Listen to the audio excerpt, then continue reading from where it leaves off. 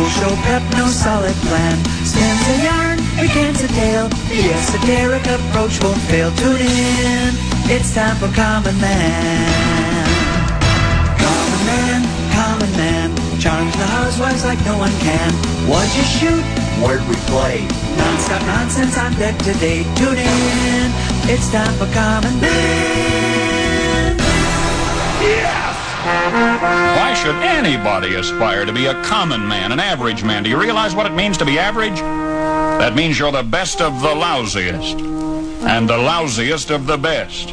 Now, if we demand more and more for producing less and less, while the have-not nations encourage and inspire and indeed require hard work and maximum effort, if we deify the common men while they encourage and reward the uncommon ones, well, the end result of such a lopsided race as that is too obvious to require elaboration. I mean, it's like, hello.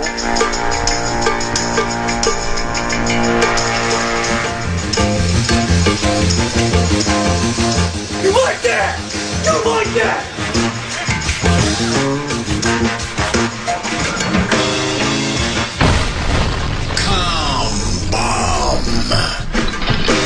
I'm always going to be on the high road. If you're looking for Denny Green, you want to find out where Denny Green is, whether I'm in California, New York, or wherever, look on the high road. That's where I'll be.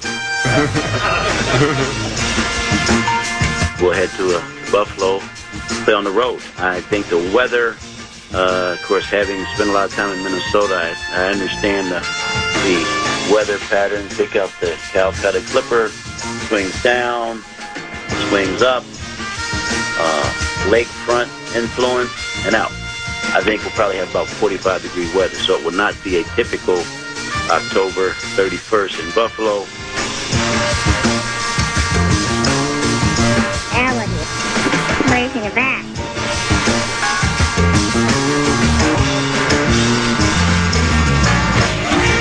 Capriza.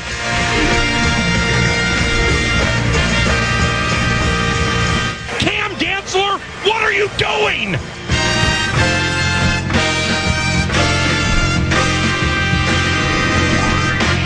You're breaking up, Bob. You're breaking up. Boy, how disappointing is that? Border battle!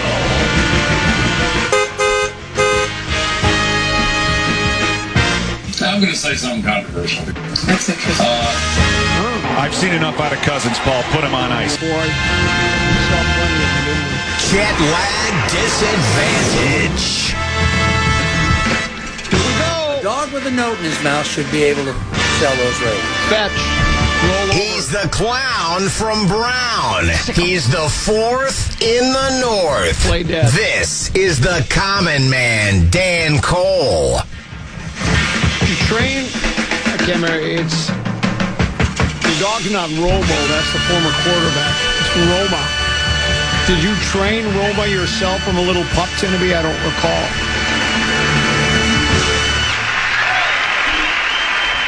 Did I train her? Yeah, like roll over, fetch, sit, wag your tail.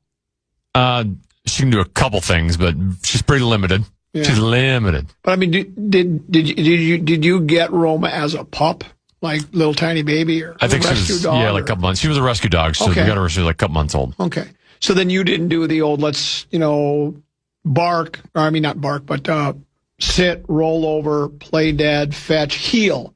Does heel mean they walk on your left side or your right side? These are the things I don't know because I don't own a dog. We had dogs when I was younger. I told you about Turk was maybe the stupidest dog in the history of dogs. We lived at 1033 86th Avenue. The home is on the National Register of Historic Places, by the way. And so we had the chain hooked up to him, right, to a collar. And we would, or maybe it was a rope, and then it was tied around. You know, your garage door goes up those rails and back down the rails, so it was tied around those rails. So he could hang out in the garage and stay cool in the sun, and if he wanted to wander outside, he could. And it never failed. Anytime a car would come down the road, turn the corner and head up the hill, Turk would get up and he would dogs like to chase cars they like to chase cars. They like to chase their tail. A lot of men like to chase tail. But, thank you. The worst thing about shopping at Victoria's Secret is they won't let you try anything on. So it would never fail. The dog would get up, Turk would get up, he'd run as fast as he could to go chase the car. Then, of course, he had no idea that I would have thought he would learn this by now. The length of the rope, when he would get to the end of it, it would get taut, and it would his feet would go up out from under him, and he would fall flat on his back, and the car would go up the hill in a cloud of dust because we had dirt roads back then. We didn't even have pavement. Then he'd go back to the garage, and another car would come. It wasn't real busy, heavily trafficked area. Maybe every 15 or 20 minutes a car would come, usually just neighborhood people, right? So, Mr. Fabianchi would leave, and Mr. Fabianchi would go up the hill, and sure enough, Turk would get up, and he would start to chase the car again, and whoop, the rope would get taut. He would fly up in the air with the greatest of ease, and he would land again. He would do that over and over, and he never learned that. Guess what? It's not, and that's why he never learned how to fetch or roll over, play dead. He knew how to chase cars and not get anywhere with it, but Roma like that? Roma have any? Sorry, I threw you off today. I didn't know I was going to talk about dogs either until I heard a dog with a note in his mouth.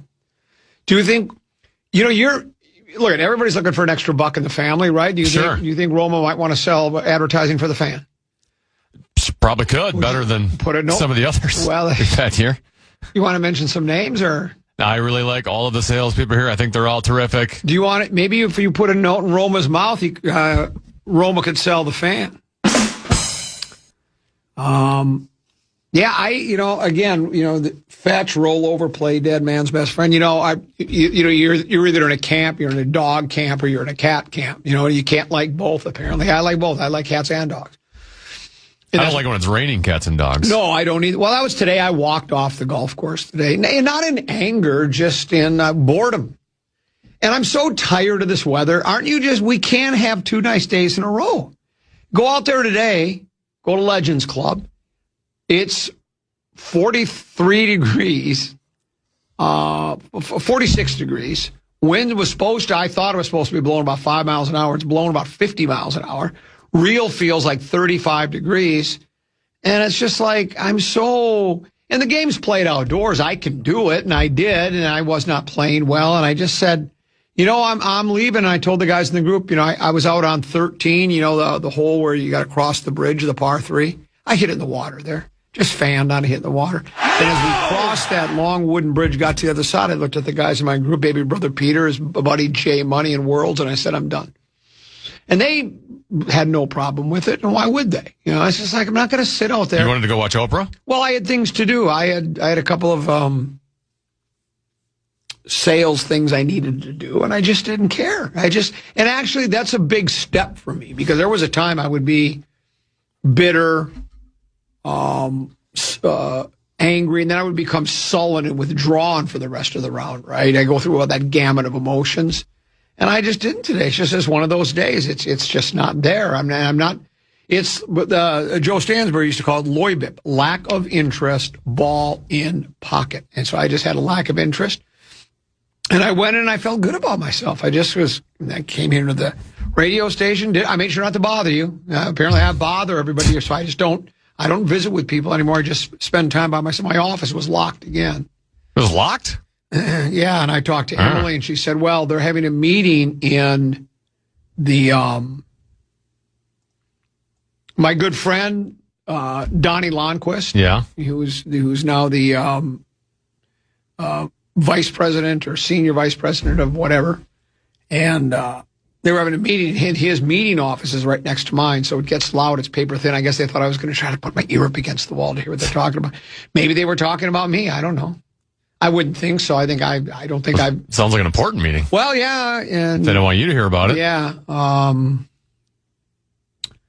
walls are paper thin, so apparently they had some. Hopefully, in the remodel, they don't have the paper thin walls anymore. They had top secret stuff to talk about. Well, what could be that top secret? It's really not that hard. You go out, you meet with the client, you say, how'd you like, radio's red hot. Call this radio station or the Radio Advertising Bureau, and you want to buy advertising and be attached with us. And, you want more business, and then you go out and sell. But apparently there's some top secret meetings going on. So all I know, Tenneby, is we're done at 3. About 3:36, 3:37. My troubles are going to be behind me. I'm going to be north of that. No. Can you play that for me? That soundbite? Truer words have never been spoke before. This is the late dark star, the late great dark star. Once you get over that Anoka County line and head north, your troubles are behind you.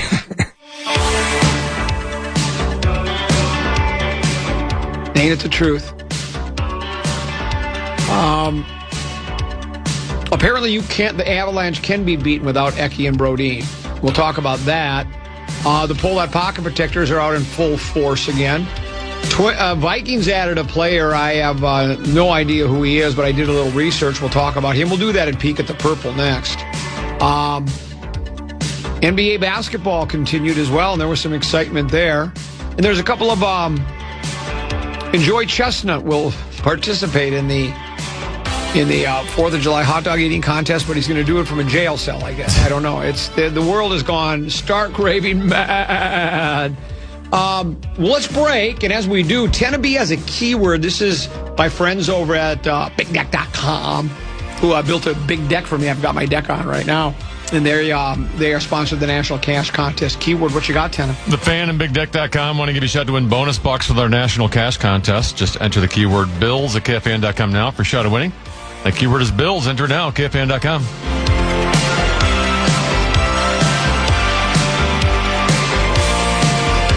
The Common Man. Don't take anything. Watch The Fan. Check out the KFAN YouTube channel for exclusive videos, in-depth takes, initials and password games, and behind-the-scenes content. Search KFAN on YouTube and hit subscribe today. I'm going to put you on the spot again. Do you know what any of that behind-the-scenes content includes? Because I'm really curious about that. Behind-the-scenes content that you can get. Behind-the-scenes content. Well, you had one recently that I actually thought was very good. Oh, what? I didn't know I did. You were talking about the art of goaltending and... Oh, that's the behind-the-scenes content. Yeah. I thought maybe it was like just a secret camera somewhere. It's behind the scenes. Look at what's going on. Yeah, I did do that. Of course, I missed the save, but I really didn't see it coming. I was screened, I guess is what I was trying to say.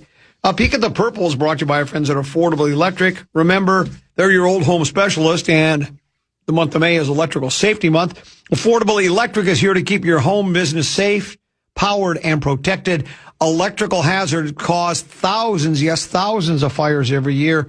Don't wait for sparks to fly. Get a jump on safety. This month, when you book a service, you'll receive a breaker box or fuse inspection on the house. Free from the licensed pros at Affordable Electric. The reason to contact, 612-331-VOLT, 612-331-VOLT, or online at affordable-electric.com, affordable-electric.com. Affordable Electric is shockingly affordable. Tenneby, you sent a tweet to me. Someone's reporting that the Vikings have signed Isaiah Loudermilk. Didn't we have a Loudermilk on the team? Yeah, Kurt, right? Is Kurt or Kirk? No, that was, Kirk Cousins. Kurt. What was Loudermilk's first name? Maybe you could look that up. It was Kirk. We've signed Isaiah Loudermilk, an American professional football defensive tackle. He played college football for the Wisconsin Badgers, so he's already got one strike against him there. Played for Scotty. The picture they have him in 2018 playing football, the only way they could stop him is to drag him down by the jersey. That's how good he is. Whoever he was playing that day, oh, look at that. It's a golden gopher. Loudermilk played college football at Wisconsin from 2016 to 2020. After redshirting his freshman year, he contributed to the Badgers defensive unit in 2017, playing 11 games, helping the team achieve a 13-1 record and a victory in the 2017 Orange Bowl. He underwent left knee surgery in 2018, missed 4 games due to the injury, played in 9 in 2018. He recorded 1 sack and 1 forced fumble in the 2019 Big Ten football championship game where the Badgers lost to Ohio State. Earned all Big Ten third-team honors. Finished his college career with 63 tackles, 11.5 sacks, tackles for loss, and 7.5 sacks. Now, he was selected by the Pittsburgh Steelers in the 5th round, 156th overall in the 2021 draft. He went on to appear in 17 of the team's 18 games, including the postseason. 23 tackles, 16 solo, 3 passes defended, 1 sack, playing at 29% of the defensive snaps. Played some in 2022. In 2025, the Steelers re-signed him into a 1-year deal on September 17th. He was placed on the injured reserve due to a high ankle sprain. He was engaged to Emily Borgman in July of 2023, and they tied the knot in 2025. So he's happily married. So good for him. Other than that, I don't know much about him, Tennessee. You can't have too many fierce pass rushing, Rocker Gibraltar, run-stopping defensive lineman, but I don't know how good he really is. It sounds like, he was a good college player, selected in the 5th round, had some moments with Pittsburgh, but doesn't seem like he's a real game changer. But, rotation pieces, right? Some guys play on first down, other guys are pass rushing specialists. What do all Vikings free agent defensive signings have in common?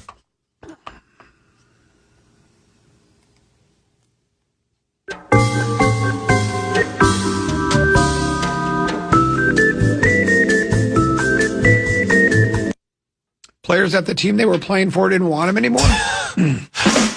That. Yeah. And they're all familiar with B-Flow. Oh, B-Flow worked with him in Pittsburgh for a little bit before he came here. Every guy he gets, familiarity with B-Flow. Do you think he turns into a Pro Bowler under B-Flow?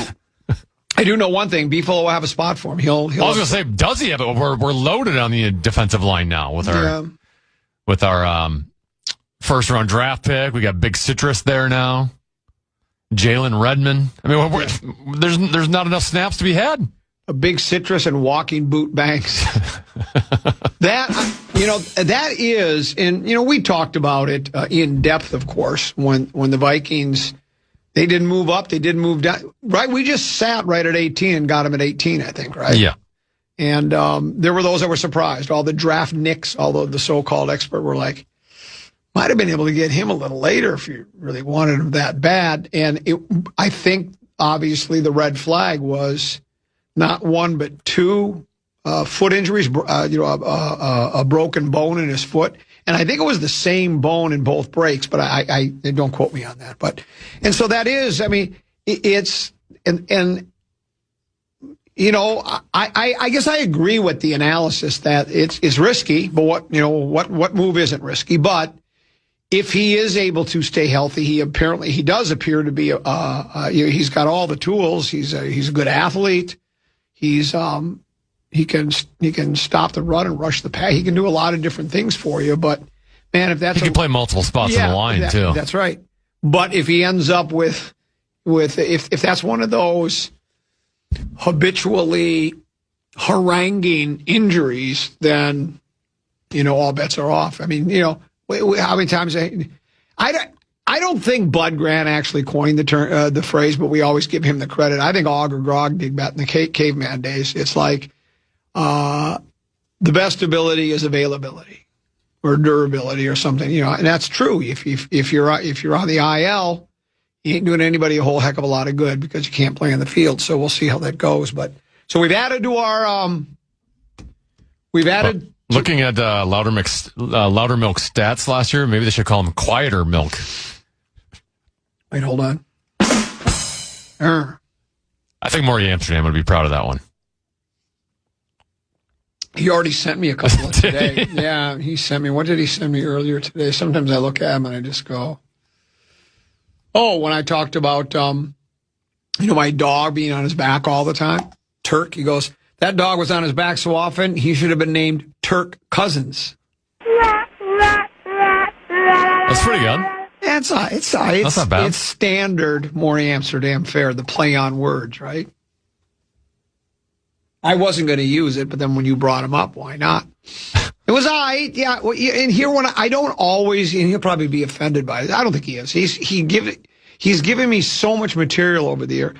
Half to 3/4 of my stand-up act is his material.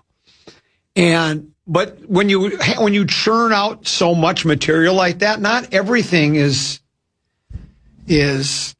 some of it's ground chuck. I'm sorry. And to me, that was more ground chuck-like. It was all right, you know. It's like if you're hungry, nothing wrong with some good ground chuck. Flank steak's good too. London broil.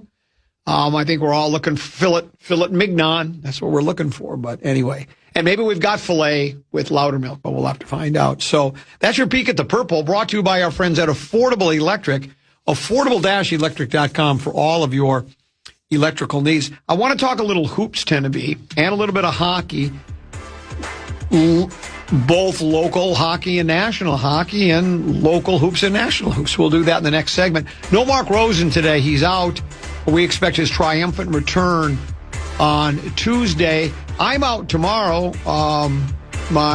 Per usual, I'm always out on the Friday Memorial Day weekend. I head up to Camp Richard. My Camp David. We call it Camp Richard because, you can call me Dick for short, but it's Camp Richard. And the presidential retreat, of course, is Camp David. That's where the bit came from. So funny. It sounds like something the Power Trip Morning Show would do. Yoga pants, breasts. We'll take a break. We'll come back. Tennessee will be hosting tomorrow. And no! You'll have a lifeboat or two. The Tanner Fitzgerald will set sail tomorrow at 12 noon. We'll take a break, come back with more here on the Common Man program on the Fan.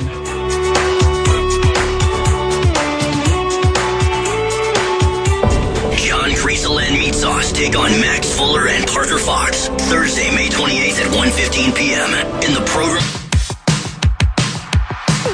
The Power Trip is taking over the island.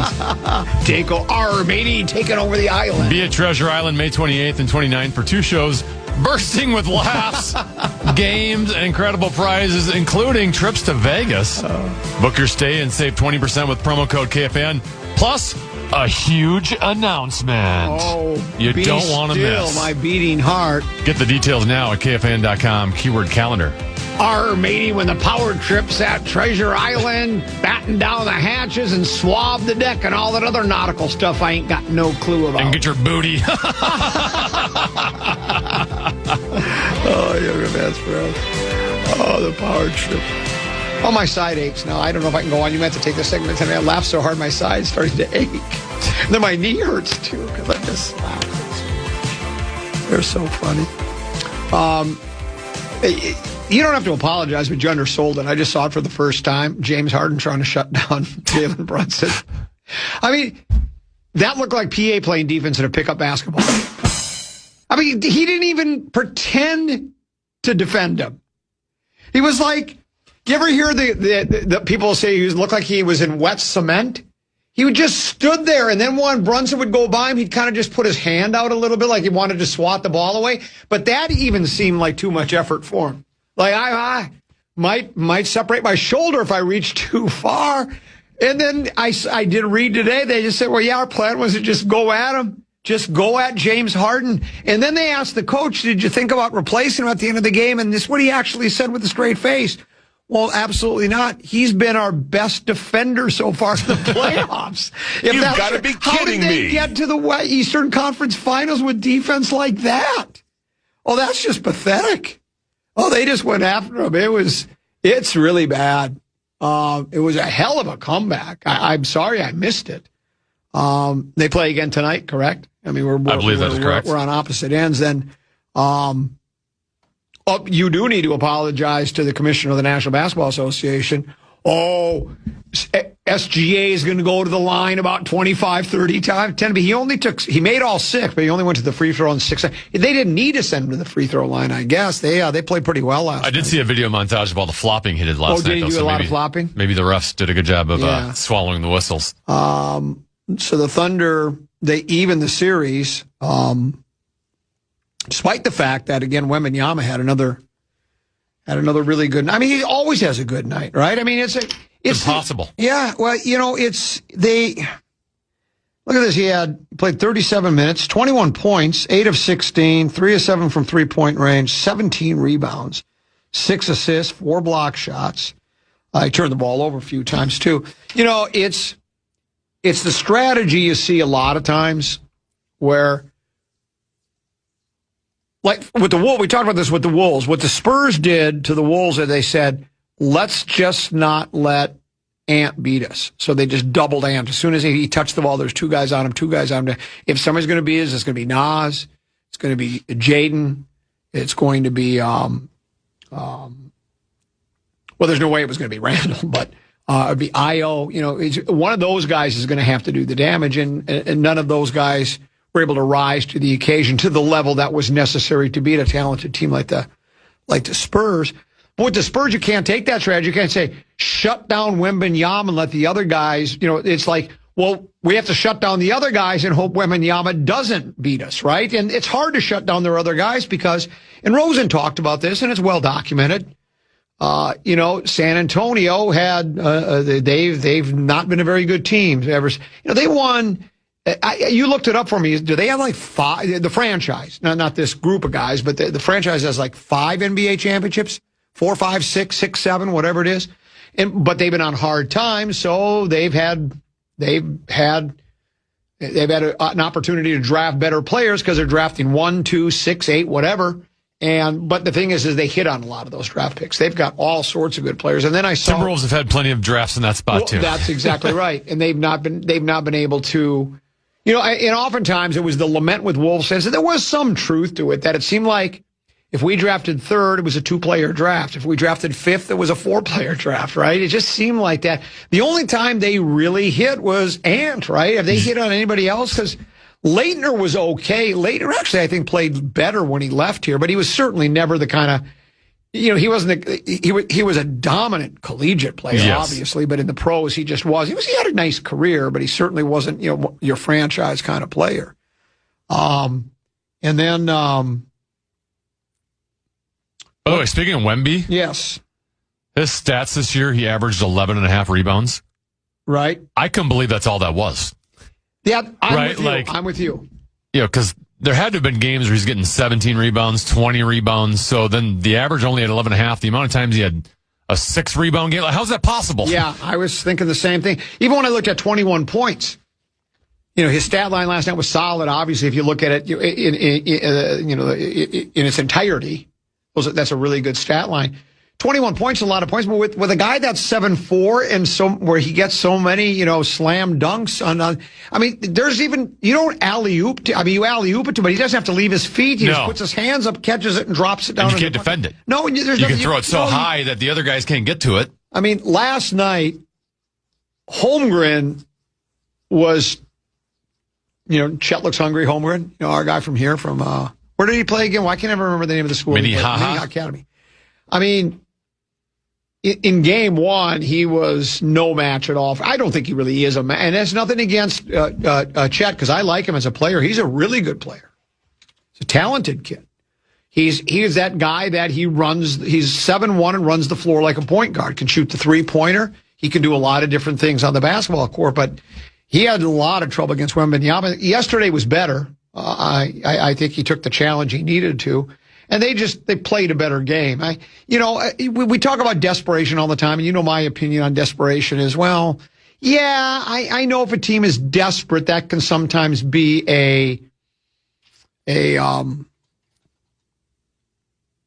that can lend a hand to playing better, because you're the proverbial backup against the wall. But a lot of times when teams are desperate, the reason they're desperate is they're just not very good or haven't been playing very well. And so just because you're desperate doesn't mean all of a sudden, well, now they're going to get things turned around. But they did, and the series is even at a game apiece.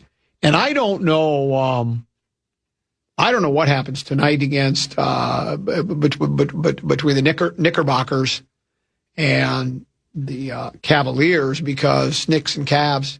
Do you like to call them Knickerbockers and Cavaliers, or just Knicks and Cavs? Knicks and Cavs. I like Knicks. Yeah, I kind of like Knickerbockers because nobody else. It's just like the New York Mets are actually the Metropolitans, but nobody calls them that anymore. They just shorten it. You ever do the? No, that doesn't make any sense. Now I sound like you call them Athletics or A's. I like to call them the Athletics. I do. I also call the Twins the lookalikes.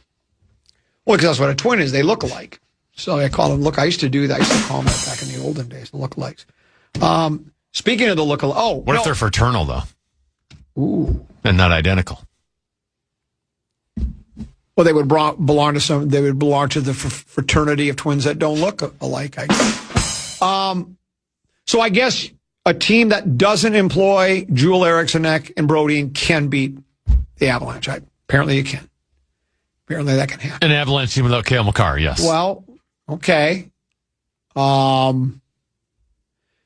That's what your guy Swedberg threw back at me too, and I said, "Oh, you're going to compare those two to Makar?" And he goes, "Well, the two of them are as important to the Wild as Makar is to the Avalanche." And I said, "I would not go that far." Well, and I said, "So do you think if the general manager of the Avalanche, if you called him and said, 'We'll give you Brodin and Eki for Makar,' he would do that?" And he goes, "Well, no, well, of course not." You know the reaction of when we mentioned Power Trip Morning Show? Yeah. That's what the Colorado GM would say if you offered that trade. Well, and here's what I'll tell you. Sometimes how long were Eki and Brodin out? Was it prior to, had they? So Ek got hurt in Game 6 against Dallas. Okay. He came back and played. Okay. But that's when he got hurt, and then he missed the entire Colorado series. Brodin got hurt. Man, I don't even know. Game 3, Game 4 against Dallas, somewhere in the middle of that series. Yeah. And he missed the entire Colorado series. Well, because here was the example I was going to make. It's did the Wild have any time to adjust a little bit? You know, okay, hey, we're without these guys now. We have to do something else. Where Makar played up until that was the first game of the playoffs they've played without him. Is that correct? He had stretches in the Wild series where he might be gone for half a period. Okay. But so they had moments in that series, but not a lot. In terms of an entire game, that's first game. So and sometimes it takes you a while. You know, it takes you time to adjust without that player, right? He means so much to your club. He does so much defensively, offensive, whatever the case may be. It's like we don't have him now, and we gotta get a better feel for what we're doing. Do you think there's any credence to that, or am I making stuff up as we go along? There might be some of that, but it's just you can't replace a guy who's some consider a top 3 player in the National Hockey League. That's just you don't just have that guy sitting in the press box, and not that they're directly replacing him. You know, you're moving up a second pairing defenseman up to the first pair, and you're moving a third pairing up. And that's kind of where the Wild really got exposed against Colorado is Jake Middleton all of a sudden went from your third pair to your second pair, and then he looked awful because now you're going out against top 6 forwards a lot more against Colorado than bottom 6 forwards, and that's a big difference. Yeah, it's significant. We'll never know if Eriksson-Ek and Brodin's right. It's easy to just say, hey, that's why we lost. I think those two would have given us clearly a better shot and would have been a more competitive series if you had those two, but it doesn't guarantee victory. You're still playing one of the best teams in the National Hockey League. Now, I still think Colorado can win this series, even if Cale Makar doesn't play, but that's it. That's a huge loss for them. A number of people have emailed Tinneby or text to the Bradshaw and Bryant KFAN text line, and they're obviously paying a closer attention to the NBA in general and Wemby specifically. They're saying the rebound numbers look ordinary because his minutes were limited. In the regular season. He was playing closer to 30 than the 40. Now he's playing more, so that probably does explain it. I will say this about so the Canadiens face. Remind me again. They got Carolina tonight. This would be the first time in the history of professional hockey if the Canadiens were to go on to win this series and somehow beat the Lanch, or I guess it's possible now, it might be the Vegas is up, yeah. That both the NHL and is it PWNA? No. How do you say the women's PWHL? PWHL would be from the same city because the how do you say the name of their Victoire? Say it again. Victoire. Victoire? I think it's technically Victoire. Victoire. Because the Victoire won, and if the Habs were to win, because we won the very first two, but the Wild didn't uphold their end of the bargain. So this would be the first time that you talk about liking parades. You have 2 parades, you have 1 parade, you kill 2 stones with one. It's an old saying in Tennessee. I know there is in Texas. It's fool me once, shame I won't be fooled again. There's an old saying, killing two birds with one stone. Will this be the way that Canada gets back at USA? Because USA, for both men's and women's in the Olympic, won the gold medals. Oh, I hadn't thought of that. And now Canada can take both in the NHL and PWHL. And a Canadian team, and I'm not talking about the Montreal Canadiens, right. I'm just talking about the country, right? Hasn't won a cup, I believe, since the actual Montreal Canadiens in 1993. It's been a long time. It's been that long? Yeah. It's quite the drought. I'm about to say something controversial. That's interesting. Would you rather, if your choice had to be, I'm going to pull it's not as quite as far-fetched as me asking Lavelle if he would trade Royce Lewis if he knew that the Twins would be guaranteed one World Series win. And by the way, he said he wouldn't. I think he'd like to change his mind on that now. He wrote a lengthy piece on, he tried to get a hold of Royce Lewis. The esteemed columnist Lavelle O'Neill did a piece on the demotion. It's kind of pretty much a thumbnail sketch on, how Royce Lewis has started, where he's been, where he's going, where he's at. And he said, I tried to reach out to him, and he didn't get a call back. Well, and I was at the Saints game last night. Oh. And I was looking at the roster before we got there, and Royce Lewis's name was not on it. So, we had our kids' baseball team was on the field pregame and stuff. Right. So I asked the fan relations person, I go, is Royce Lewis not on this roster? Is this an old roster? And she goes, he has 72 hours to report. So he just hasn't reported yet. Which I just kind of find interesting, right? Like I get maybe he needs a little mental health time for a couple days, but it still should be like, hey, you're on that team, go report. Do you think he's, instead of reporting, he's repouting right now? Maybe that's what it is. Maybe he's pouting a little bit. And I guess I don't believe it. It's got to be a blow to your ego, too. I mean, because, you're highly regarded. I don't do slumps. And then all of a sudden it's just like, I'm really, really bad right now. But yeah, Well, the other part of this is, too, just financially. He hasn't gotten a contract yet. Like he's only gotten just the arbitration eligible cheap twin stuff. Correct. So I'm sure he's been doing okay making his, whatever he's made, $700,000, $800,000. I'm not going to cry for him, but I'm guessing after year one, this guy thought, I'm a $40 million player. Oh, sure. A year. Sure. And now he's looking at going, I might never get a contract again.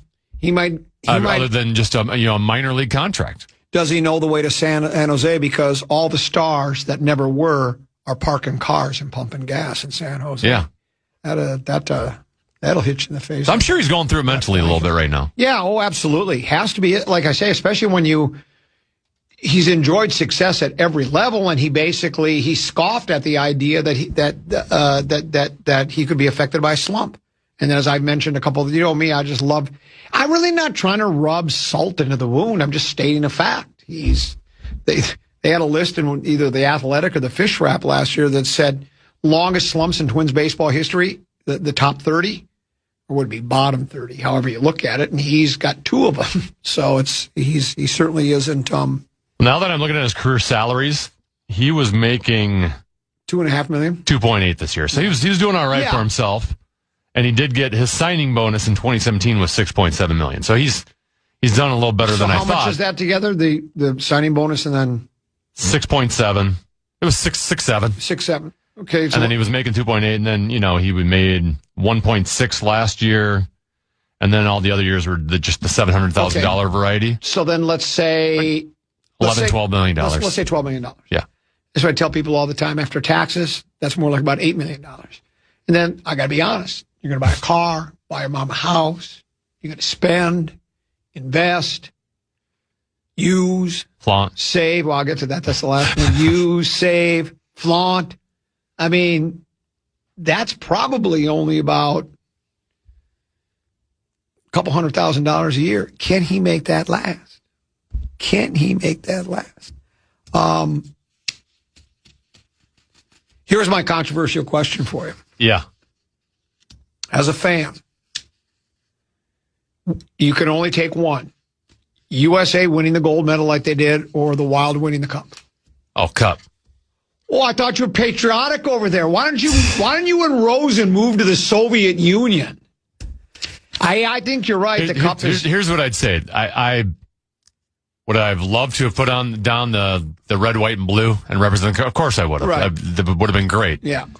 The thing is, though, with winning a gold medal, let's face it, like you're it's only going to one of 5 teams to begin with. Yeah, that's true. That's exactly right. And it's a 2-week tournament. Whereas a Stanley Cup, for the most part, all 32 teams have a shot at the beginning of the year. Yeah. You have to grind the entire year to do it. Then you get in the playoffs and you have to grind through 4 different 7-game series. I just think there's a little more. You can get away with a little more puck luck in a 2-week stretch. And like I said, like USA ain't losing to Austria. Correct. To deny them of the gold medal. You go into it going, it's going to be USA, Canada, Finland, Sweden. And if Russia happens to be able to play that year, they got a shot. Do you think the United States would roll past the Clowns boot hockey team that I used to be goaltender for? I don't know if they roll past us. They win. I'm not going to get crazy here, but I think we give them a run for their money.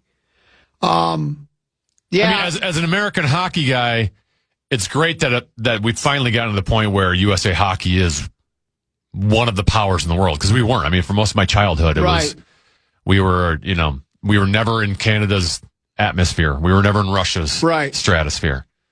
So now that we're there, that's really good for USA Hockey. Yeah. Yeah, it's and that remind me, that was the first gold since 1980, right? For the United States? That is correct, yeah. Wow.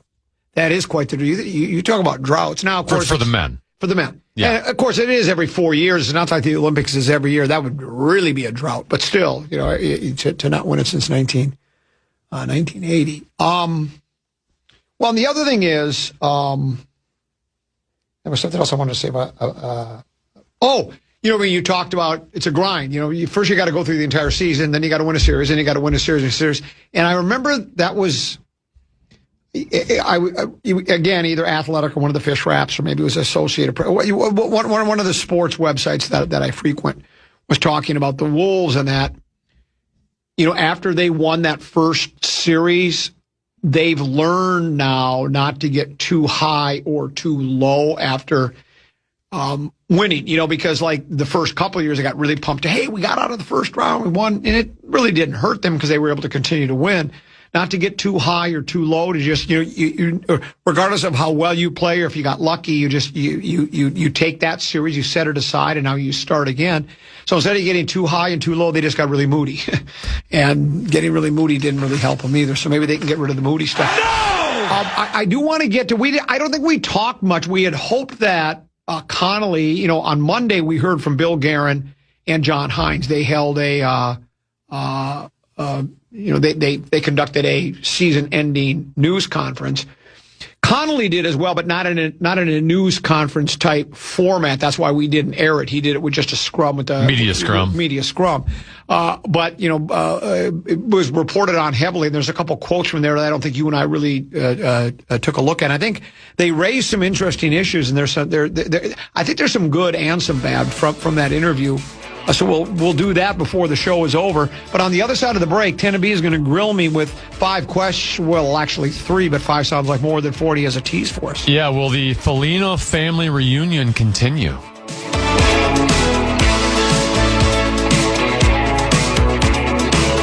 The Common Man. People don't like him because he's not cool and all that jazz. Wow. But he had giant ratings for a very long time. In terms of